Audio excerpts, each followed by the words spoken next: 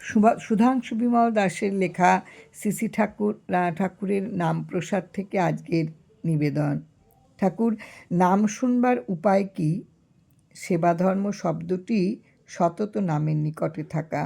নাম করে প্রাণে, ধৈর্য ধরিয়া প্রাণের নিকট থাকিবেন, তবেই নাম শুনতে পাইবেন। সদানন্দময় শ্বাস প্রশ্বাসের দ্বারা অবিচ্ছেদে নাম হইতেছে, তাহার সহচরী হইয়া নামামৃত পান করুন। ঠাকুর, কাজকর্ম আর চলাফেরার সময় কি নাম করতে হয়? আপনি নাম লইয়া অফিসে যাইবেন, নাম লইয়া কলম ধরবেন, আবার কলম থুইয়া নাম লইয়া বাড়ি ফিরবেন।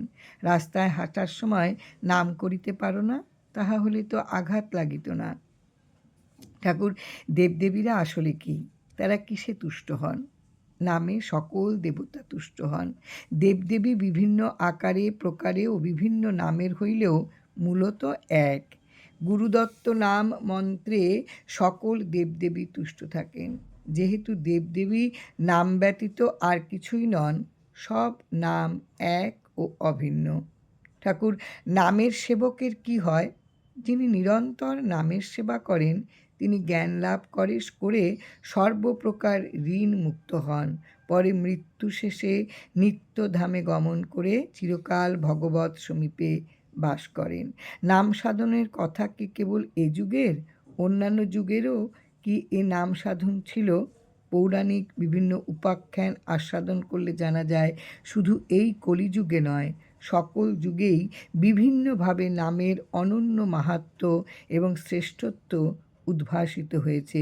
এসব উপাখ্যান আস্বাদন করলে সর্বযুগের নামের শ্রেষ্ঠত্ব উপলব্ধি করা যায় ও তা প্রকাশিত হয়।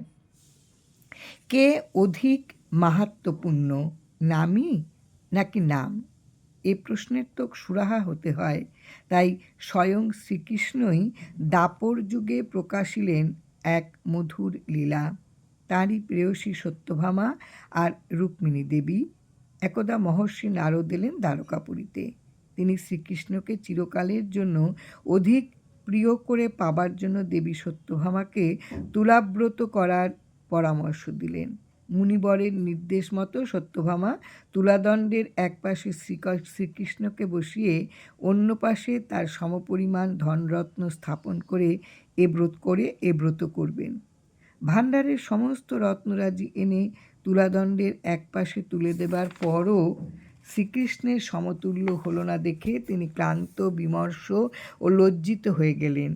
পাশে দাঁড়িয়ে রুক্মিণী দেবী এতক্ষণ এসব কাণ্ড দেখে হাসছিলেন। এবার তিনি এগিয়ে এসে তুলাদণ্ড হতে সমস্ত রত্নরাজি নামিয়ে নিলেন।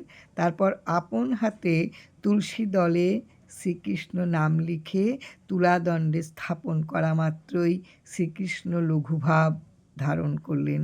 তুলাদণ্ডে তার নাম স্থাপিত অংশই গুরুভাব হয়ে গেল। এভাবে স্বয়ং শ্রীহরি তার লীলায় প্রতিষ্ঠিত প্রত্যক্ষ করালেন নামী অপেক্ষা নামের শ্রেষ্ঠত্ব এবং মাহাত্ম্য। দয়াল শ্রীধর শ্রী ঠাকুর সকলের জন্য এ নাম প্রসাদী নিয়ে এসেছেন এবং বিলিয়ে গেছেন অকাতরে। মহাপাতকী রত্নাকরও উদ্ধারিলেন এই এক রাম নামে।